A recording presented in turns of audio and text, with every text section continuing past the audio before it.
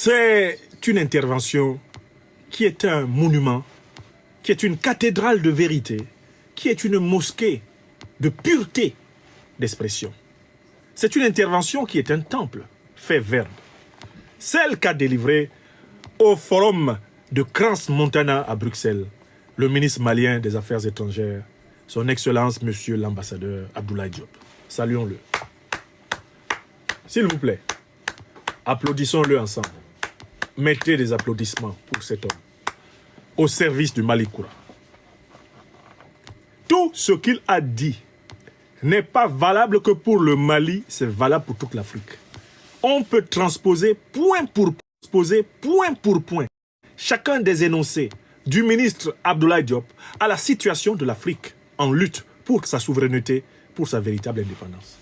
Voilà pourquoi je tenais à commenter phrase par phrase, morceau par morceau, ce chef-d'œuvre architectural de la parole orthogonale. Béni soit-il.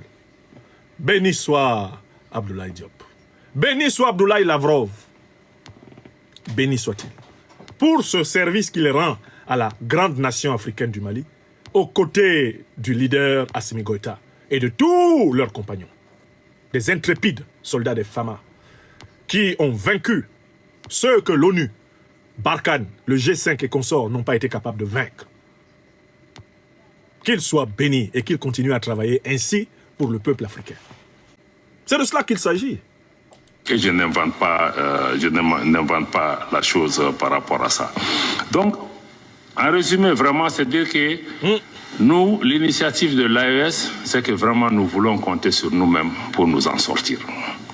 Ça ne veut pas dire qu'on n'a pas besoin des autres, ça ne veut pas dire qu'on ne veut pas faire de partenariat, mais on est sorti du paradigme où on pensait que c'est l'ancienne puissance coloniale, c'est X, Y, s'il ne vient pas en aide, je vais mourir. Mais il faut que nous aussi, on regarde en nous-mêmes quelle est notre valeur. Très bien.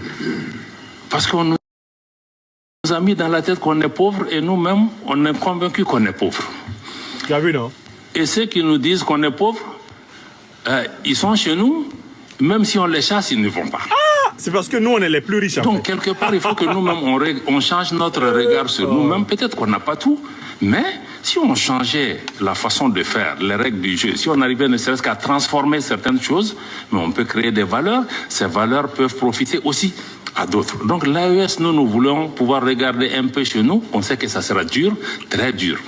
Parce que si tu veux compter sur toi, il y a un prix à payer et tous les jours on nous fait payer. Il y a même une guerre économique aujourd'hui contre nos pays. Pour juste montrer que l'exemple, l'expérience ne va pas réussir. Bon, moi je parie aussi que c'est à nous. La réussite ou pas de l'AES ou de toute tentative en Afrique, c'est entre les mains des Africains. Très bien. C'est à nous. Donc je ne fais pas de promesses aux gens que ça va réussir, ça ne va pas réussir, c'est à nous. Si on décide qu'il nous faut nous unir, il faut nous réveiller, il nous faut serrer la ceinture, bon, ça va réussir. Mais si on pense que c'est Paris, Washington ou Bruxelles qui va décider de notre sort, bon, naturellement, on peut attendre encore. Voilà.